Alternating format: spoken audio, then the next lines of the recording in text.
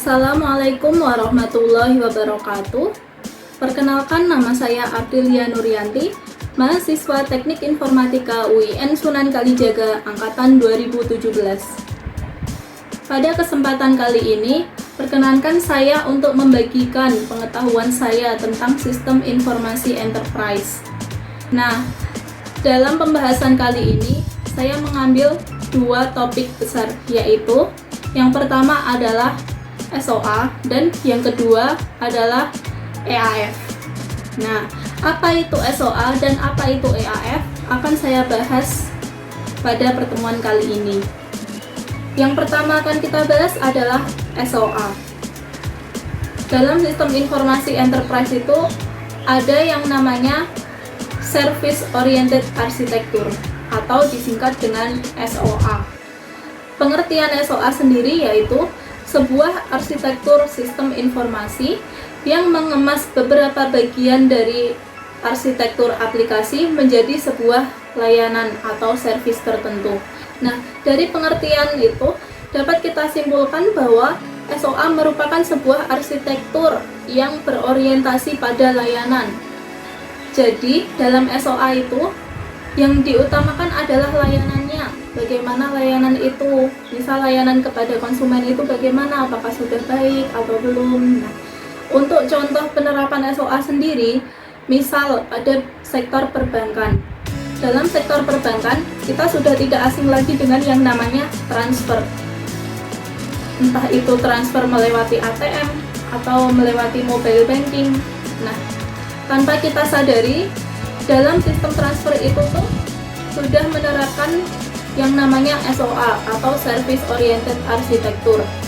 Nah, kemudian kita masuk kepada materi konsep dasar SOA. Perlu diketahui bahwa SOA merupakan gabungan dari bisnis, teknologi, dan manajemen IT. Nah, ketiga konsep dasar ini itu tuh bersatu, bergabung menjadi satu dan membentuk yang namanya SOA atau Service Oriented Architecture. Nah, selanjutnya bagaimana sih sudut pandang masing-masing dari ketiga konsep dasar tersebut? Yang pertama kita bahas adalah sudut pandang bisnis. Bagaimana sih sudut pandang bisnis terhadap SOA? Menurut sudut pandang bisnis, dengan menggunakan SOA ini dapat meningkatkan kemampuan organisasi dalam berbisnis dengan konsumen.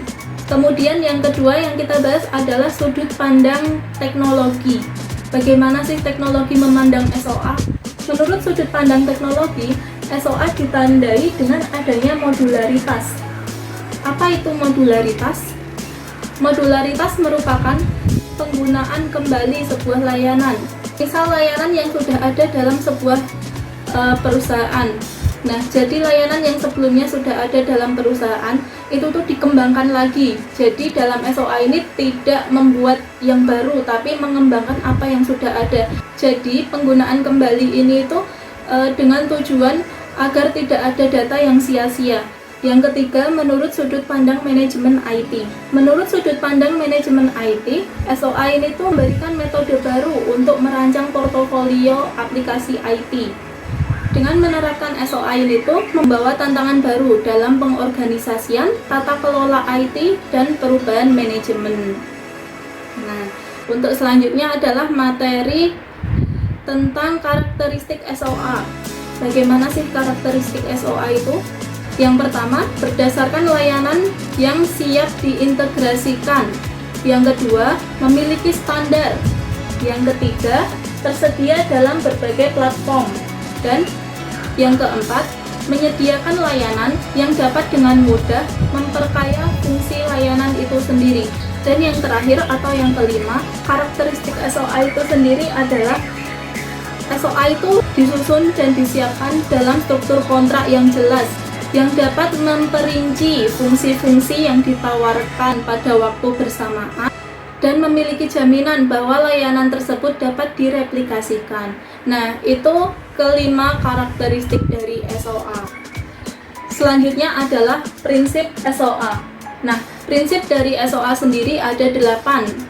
Dapat dilihat di sini bahwa Yang pertama adalah Standardized Service Contract. Nah, apa itu Standardized Service Contract? Standardized Service Contract yaitu layanan yang berada dalam inventaris layanan yang sama harus sesuai dengan struktur desain kontrak yang sama. Jadi misal ada beberapa layanan yang ada dalam inventaris layanan yang sama, maka semua layanan yang ada di dalam situ tuh harus sesuai dengan desain layanan yang ada di situ. Standardized Service Contract ini tuh digunakan untuk apa sih? Yang pertama untuk mengekspresikan tujuan. Nah, yang kedua untuk mengekspresikan kemampuan. Tujuan dan kemampuan merupakan hal yang penting dalam sebuah organisasi. Nah, prinsip yang kedua adalah loose coupling. Apa itu loose coupling? Loose coupling adalah kontrak layanan yang memberlakukan persyaratan kopling konsumen yang rendah dan dipisahkan dari lingkungan lainnya. Jadi, persyaratan kopling konsumennya itu tuh harus terpisah dari lingkungan yang lainnya, tidak boleh tercampur-campur. Prinsip yang ketiga adalah abstraction, yaitu kontrak layanan hanya berisi informasi penting, sedangkan informasi tentang layanan hanya terbatas pada apa yang dipublikasikan dalam kontrak layanan. Prinsip selanjutnya adalah reusability. Apa itu reusability? Reusability yaitu layanan berisi dan mengekspresikan logika agnostik dan dapat ditempatkan sebagai sumber daya perusahaan yang dapat digunakan kembali. Layanan yang dapat digunakan kembali itu memiliki beberapa karakteristik. Yang pertama didefinisikan oleh konteks fungsional agnostik. Nah, yang kedua, layanan tersebut menggunakan logika yang sangat umum sehingga orang lain dapat menggunakannya kembali atau pada masa mendatang itu mudah untuk digunakan kembali. Nah, yang ketiga, memiliki kontrak umum dan dapat diperpanjang. Dan yang terakhir adalah yang terpenting, dapat diakses secara bersamaan. Itulah karakteristik dari layanan yang dapat digunakan kembali atau reusability. Selanjutnya, prinsip dari SOA adalah autonomi. Apa itu autonomi? Autonomi yaitu layanan menjalankan kontrol tingkat tinggi atas lingkungan proses waktu eksekusi yang mendasarinya. Nah, itulah yang disebut dengan autonomi. Untuk prinsip selanjutnya yaitu statelessness. Apa itu statelessness? Statelessness atau tidak memiliki kewarganegaraan, yaitu layanan meminimalkan konsumsi sumber daya dengan menunda pengelolaan informasi negara bila perlu. Nah, apa sih tujuan dari meminimalkan konsumsi sumber daya itu? Yang pertama yaitu untuk meningkatkan skalabilitas layanan, dan yang kedua mendukung desain logika agnostik dan meningkatkan penggunaan kembali layanan atau reusability. Prinsip selanjutnya yaitu discoverability. Discoverability yaitu layanan dilengkapi dengan metadata komunikatif yang dapat ditemukan dan ditafsirkan secara efektif. Prinsip SOA yang terakhir yaitu composability. Nah, dalam composability, layanan adalah peserta komposisi yang efektif, terlepas dari ukuran dan kompleksitas komposisinya. Nah, dalam composability ini, layanan harus dapat berpartisipasi dalam berbagai komposisi untuk menyelesaikan beberapa masalah yang lebih besar. Selanjutnya kita masuk dalam materi manfaat dari SOA. Apa aja sih manfaat dari SOA? Dapat kita lihat dalam slide ini. Nah, manfaat dari SOA itu ada 4. Yang pertama adalah service reusability atau dapat digunakan kembali layanan itu. Kemudian yang kedua adalah interoperability, yaitu dapat berkomunikasi dengan banyak platform.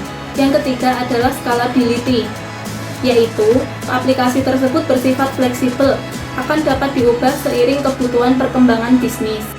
Dan manfaat yang terakhir adalah cost efficiency, yaitu biaya itu dapat ditekan. Karena dalam SOA seperti yang sudah dijelaskan tadi, dia itu menggunakan layanan yang sudah ada sebelumnya. Jadi bisa menghemat biaya, menghemat tenaga, menghemat waktu, dan tidak membuang sia-sia data yang sudah ada. Kemudian kita akan masuk kepada materi kedua, yaitu EAF.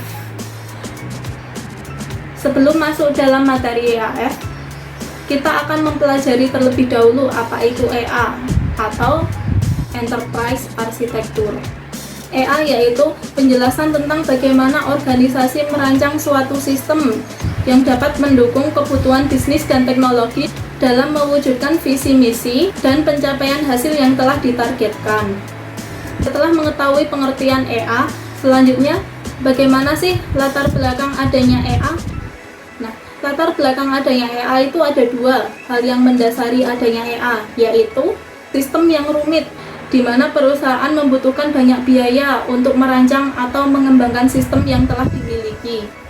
Nah, latar belakang yang kedua yaitu keselarasan bisnis dan organisasi, di mana banyak organisasi yang mengalami kesulitan dalam menyelaraskan antara bisnis dan teknologi. Nah, komponen utama yang menyusun EA itu ada tiga. Yang pertama adalah arsitektur bisnis. Yang kedua adalah arsitektur sistem informasi. Dan yang ketiga adalah arsitektur teknologi. Nah, jadi ketiga komponen itulah yang menyusun EA atau Enterprise Architecture. Nah, setelah kita mengetahui apa itu EA, kemudian kita masuk pada materi kita yang kedua, yaitu EAF atau singkatan dari Enterprise Architecture Framework atau frameworknya Enterprise Architecture yang telah kita bahas tadi. Nah, apa itu EAF atau Enterprise Architecture Framework? Enterprise Architecture Framework yaitu perancangan proses bisnis dan teknologi yang ada dalam sebuah organisasi atau perusahaan yang kemudian diintegrasikan untuk mencapai tujuan tertentu. Jadi pada dasarnya EAF itu tuh integrasi antara proses bisnis dan teknologi yang ada dalam sebuah perusahaan yang diintegrasikan untuk bisa mewujudkan sebuah tujuan tertentu yang sudah ditetapkan oleh perusahaan. EAF ini tuh digunakan untuk mengklasifikasikan informasi kompleks yang ada dalam EA atau Enterprise Architecture agar menjadi lebih fokus. Jadi, dengan kata lain, dalam EA itu tuh informasinya sangat kompleks. Nah, informasi yang kompleks ini tuh akan dijelaskan atau lebih difokuskan dalam EAF seperti itu. Nah, apa aja sih komponen-komponen yang ada dalam EAF? Komponen yang ada dalam EAF itu ada tiga. Yang pertama adalah view, yang kedua method, yang ketiga adalah training atau experience. Yang pertama kita bahas adalah view. View ini tuh menyediakan mekanisme untuk mengkomunikasikan informasi tentang relasi yang penting dalam arsitektur.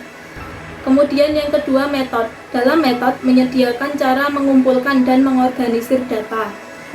Kemudian yang terakhir adalah training atau experience. Dalam training atau experience ini mendukung pengaplikasian metode dan penggunaan alat bantu. Selanjutnya adalah kriteria memilih framework. Bagaimana sih kriteria agar kita tidak salah dalam memilih framework yang akan kita gunakan? Di sini saya memberikan beberapa kriteria, ada 9 kriteria. Yang pertama adalah taxonomy completeness, yaitu seberapa baik sebuah framework mengklasifikasikan arsitektur aplikasi. Kemudian yang kedua, proses completeness, yaitu bagaimana sebuah framework memberikan panduan dalam bentuk proses atau step by step, langkah per langkahnya untuk mencapai suatu enterprise arsitektur. Yang ketiga adalah practice guidance, yaitu seberapa banyak sebuah framework membantu mindset penggunanya di dalam organisasi untuk memahami pengembangan EA. Yang keempat yaitu maturity model, yaitu seberapa banyak sebuah framework memberikan panduan dalam memberikan penilaian atau evaluasi terhadap organisasi yang menggunakan EA. Kemudian selanjutnya kriteria adalah memilih framework, yaitu governance guidance. Apa itu governance guidance? Yaitu sejauh mana sebuah framework membantu memberikan pemahaman serta membuat model tata kelola yang efektif untuk enterprise architecture. Kemudian yang keenam ada versioning guidance, yaitu seberapa baik sebuah framework membimbing partisi otonomi yang efektif dalam perusahaan. Yang ketujuh ada vendor neutrality, yaitu seberapa besar kemungkinan EA untuk bergantung pada sebuah organisasi konsultasi khusus ketika menggunakan framework tersebut. Yang kedelapan ada information availability, yaitu seberapa besar sebuah framework menghasilkan kuantitas dan kualitas informasi. Kemudian yang kesembilan atau yang terakhir ada time is value, yaitu seberapa lama sebuah framework membutuhkan waktu untuk membangun solusi yang memberikan nilai bisnis. Selanjutnya saya akan memberikan beberapa contoh EAF atau Enterprise Architecture Framework. Di sini saya mengambil contoh yang pertama ada TOGAF. Apa itu TOGAF? TOGAF merupakan singkatan dari The Open Group Architecture Technique. TOGAF ini merupakan framework yang memberikan metode detail mengenai bagaimana membangun, mengelola, hingga mengimplementasikan enterprise architecture dan sistem informasi yang disebut dengan Architecture Development Method atau ADM. Nah, kelebihan dari framework TOGAF ini yaitu dia itu bersifat fleksibel dan open source. Kemudian saya mengambil contoh yang kedua. Contoh yang kedua yang saya ambil yaitu FEAF atau FEAF. FEAF merupakan singkatan dari Federal Enterprise Architecture Framework.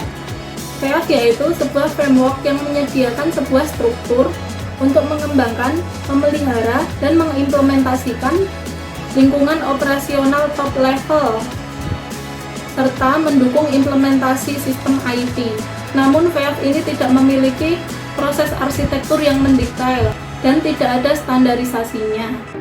Nah, sekian sharing pembahasan saya mengenai sistem informasi enterprise dalam cakupan SOA dan EAF. Jika terdapat kesalahan atau kekilafan dalam saya menyampaikan materi, saya memohon maaf yang sebesar-besarnya dan dapat menambahkan materi di dalam kolom komentar. Demikian penyampaian materi yang dapat saya berikan, semoga bermanfaat. Sekian dari saya. Wassalamualaikum warahmatullahi wabarakatuh.